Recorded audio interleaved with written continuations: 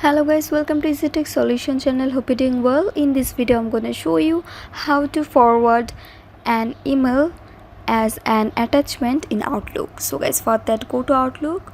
Now go to the email, then tap on the three dot icon beside the email, tap on forward as attachment,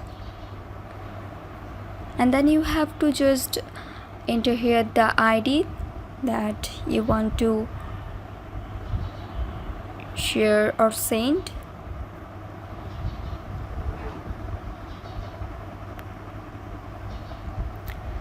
and also you can write something here,